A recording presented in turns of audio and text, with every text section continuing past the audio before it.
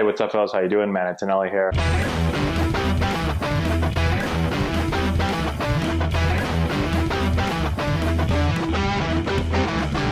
don't think you really need an introduction, but I'll give you one anyway. Super excited today to have Cy Young Award winner, new Los Angeles Dodger, Trevor Bauer. Thanks for hanging out and chatting. Yeah, thanks for having me on. I'm looking forward to it. First thing, congrats. Awesome season. Cy Young Award winner. New multi-year deal with a new team. I think you might be the highest paid player in baseball now. So congrats on that. Not too bad. Just talk to me real quick. Like, what was it about the Dodgers that ended up being your team? Yeah, it's the ability to win repeatedly year after year. You know, it's not just a good group of players that came through and then the window's over and they rebuild. It's they reload every single year. The repeatability with which they've won the division, going deep into the playoffs consistently. The caliber of talent they have on the team now, but the caliber of talent they have coming through the system to replenish it. Just the allure of going and winning a World Series is big. And I know some people over there in the organization and got some close friends over there, and it seemed like the right fit. I don't know if you saw. So when did you make your official decision? Because I saw last night. It was like late last night. I think Bob Nightingale put out a tweet that you were going to New York with the Mets, and then all of a sudden it popped up today. So did you not know last night what you were going to do yet? Did you make the decision today? Yeah, the decision was made today. It was a whirlwind of a morning. You know, I went to bed with certain understanding of where the situation was, and then woke up at 6 a.m. to calls like from my agents. Rachel's calling me, John's calling me. Hey, we need an answer. What do you think about this, that, and the other? And for the next 5 or so hours, things were just, I was on the phone constantly. Things were just going back and forth. So, yeah, the media likes to, some people in the media anyway, like to try to get out there ahead of things and be first, and they don't really care if the information's accurate or not. But yeah, a lot of reports were out there before I had made any decision. That's for sure. Makes sense. So I don't know if there's going to be universal DH or not this year. What's your thoughts on swinging the bat? Oh, I hate it. I hate swinging the bat. I've never been good at it. I used to joke with my dad that I was in an 8-year slump, and that was when I was 8 years old. And so I've never been able to hit. I couldn't hit little league pitching. I couldn't hit in high school. I was made a defensive replacement my freshman year of high school, and then a pitcher only by my sophomore year. So it's awesome. I do have a big league hit though, so I'm happy I got that out of the way before they got rid of it completely. That's awesome. Unfortunately, I was in an 8-year slump also as a hitter, which stunk. So I don't play anymore. But so real quick, obviously an unbelievable year this past summer, Cy Young Award.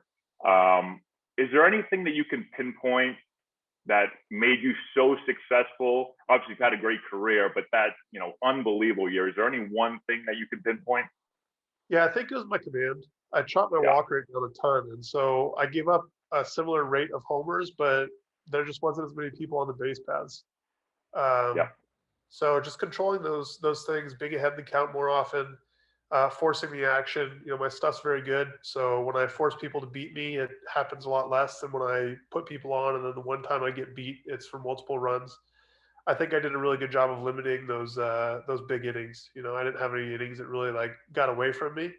I know 2019 was kind of a year of that, where I'd be really dominant one start, and I'd be really dominant for 5 innings of another start, but I'd have the 6th inning where I gave up 7 or something like that, and it would just take everything. So just the consistency, being able to put the ball where I needed to more often than not, was a huge step forward, and I took a big step forward in that area. I finally, I think, figured out some of my command training protocols, and was pretty pleased with the results. What was it like playing this past summer with no fans in the stands? Obviously, it didn't hurt your performance, but it sucked, man. I can't imagine what that's like playing with nobody in the stands.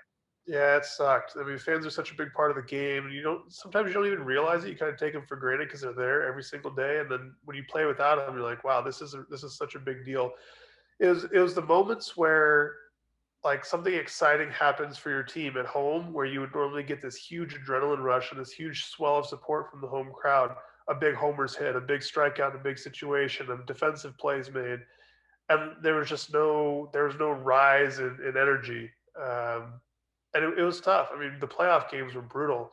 They didn't feel like playoff games, and I feel so sad for the players who that will be their only playoff experience, and they didn't get to experience it with 50,000 people in the stands and all the energy and Right. stuff like that. So we got to get fans back, man. We gotta, Yeah.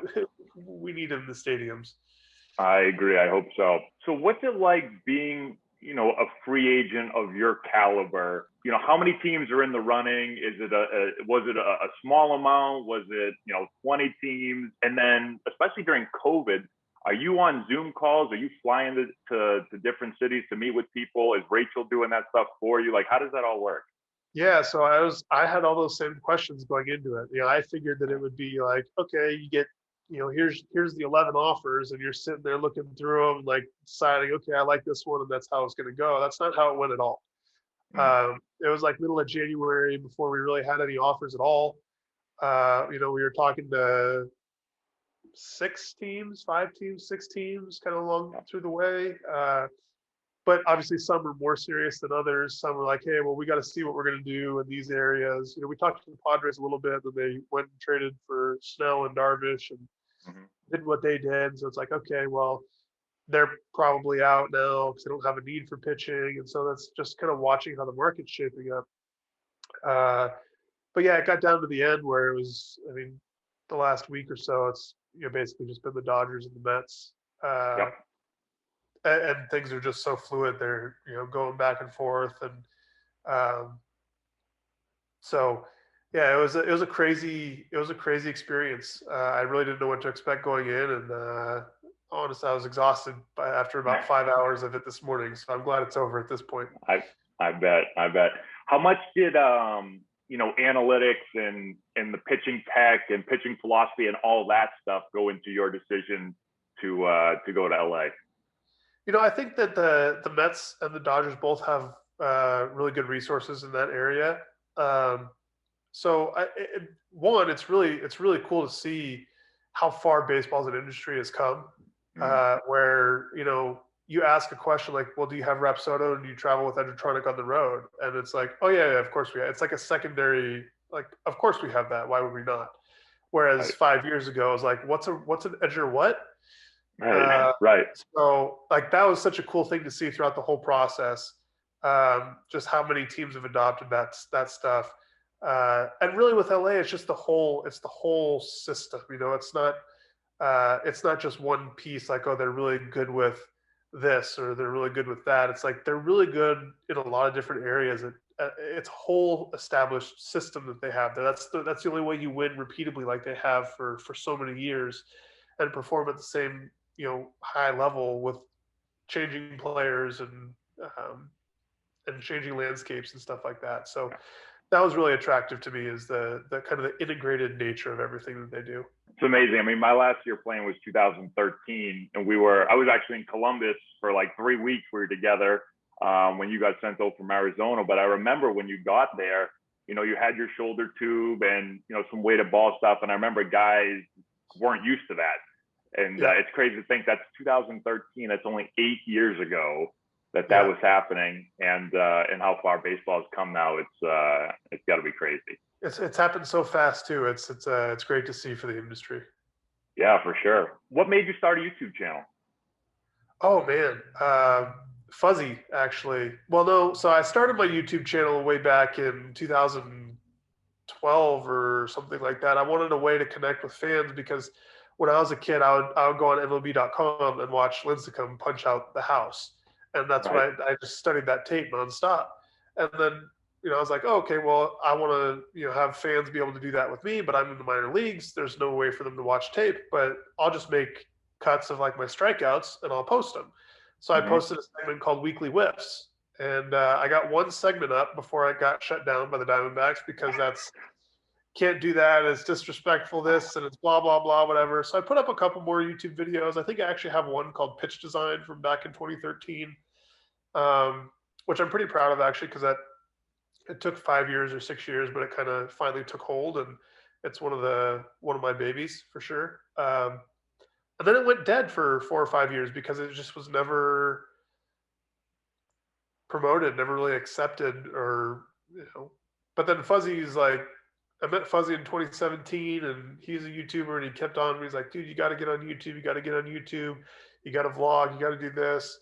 And so finally I was like, I'll get on YouTube and I'll put some emphasis on it in 2020 and see what I can do with it, because I started momentum and trying to connect fans and players and the whole deal. Just seeing the landscape of baseball is like it needs to go this way for baseball to be popular. So give the content to people where they're consuming the content. And so many people on YouTube these days, it just made a lot of sense. Couple more quick questions, kind of like rapid fire stuff, if you're cool with that. Yep. Who in your mind was the toughest hitter to get out this past season for you personally? Rizzo. He homered me twice on. Yeah, it was tough. Who's the best hitter you think you faced in your career so far? Prime Miguel Cabrera.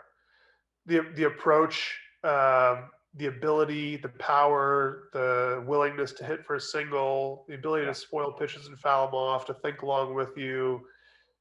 Just stand. I faced him a lot more than I faced like a Juan Soto or a Mike Trout or someone like that, being in the Central. But yeah, peak Miggy was it was scary. Yeah, unbelievable. Who's your favorite player of all time? All time? Ooh, I mean, Lincecum probably still, just for the impact that he had on baseball as a whole, my career, and also my player development track. He was. I remember in the Cape we faced him a lot in the minor leagues, and he was like the first guy that when other guys faced him and came back to the dugout, they would just giggle and say like, "We got no chance tonight, guys." Like, I've never seen that reaction from hitters before. Yeah. He was filthy. What's the best stadium to play in? Oh man, the Braves' new stadium's sick. Pittsburgh is really good. I mean, the Cardinals, like as far as like stadium atmospheres and stuff like that, the Cardinals is awesome because the fan base is so engaged. There's such good baseball fans there. There's a lot of good atmospheres. Like Wrigley during the playoffs was cool. Obviously, we didn't get it done there, but Fenway's like there's a lot of good ones. But there's a lot of them. My favorites are like Pittsburgh probably, and the Braves' new place is spectacular. It's awesome. Do you have a least favorite stadium to go to? I do, actually. I do. I'm gonna leave that one out, but I don't want to make anybody mad. But who's the best pitcher in the league, you think, other than yourself? Can't name yourself. Best pitcher in the league, I think it's DeGrom or Cole, probably. Yeah. Just understanding the impact that velocity has. I think those two guys are just in a separate category. Sale, maybe when he's healthy, from the left side is certainly in that conversation. Certainly guys like Bieber and Yu Darvish, I don't want to slight them, but just velocity gets you out of a lot more jams than 98. 100 gets you out a lot more jams than 95 does. So just for that reason, I'd probably pick those two guys. Two more quick ones. Do you have a rule? If you had to pick one rule that the MLB needs to implement or change, do you have anything off the top of your head? I would love to see accessibility of like live streaming or some sort of player to fan interaction in game. Not on the TV broadcast necessarily, but on platforms like YouTube or Instagram Live. I think what they do during the All-Star game, where players are kind of on their phone doing stuff like that, is super engaging. And I think it would do a ton for the sport if players that aren't playing that day, starting pitchers or guys off the bench or whatever, had a designated time throughout the game where they just spent like half an inning announcing the game or talking or something like that. I think it'd be really cool. That would be awesome. My last question was going to say, how do we make the game, one thing to make the game more exciting for fans? But I think that would probably do it. Yeah, that'd be really. I just think that the ability to get the inside information from players in game where they're reacting to a moment or something like that would be so revolutionary, because no other sport can do it, because all the other players, like they're actively involved in the game. Baseball's unique in that way. Guys in hockey, they're coming off the bench. You got all your lines. Football guys are in and out and shifts and those, defense, offense. Basketball, you got guys up and down off the bench, whatever else. Baseball, you have star players that aren't playing that day that fans can hear from and would love to hear from. People would love to hear from Max Scherzer on a day he's not pitching, breaking down what Patrick Corbin's doing on the field. Like, that'd be awesome. Right. That would be cool. Well, that's all I got for you, man. I appreciate you taking the time. I'll make sure we put your channel in the description down below. Everyone will hopefully go over and follow you. And man, it's been fun. Congrats again on a great year last year. Congrats on being with the Dodgers and all that. And if at any point they need a second baseman this year, I'm ready. I'm fresh. It's been 8 years since I've done anything. Tell Doc that I'm ready to go if he needs me. Awesome. Will do. Thanks for having me on. It's been a pleasure, and look forward to working together more in the future. Yeah, absolutely. Thanks, Trevor. All right. See ya. All right. Take care.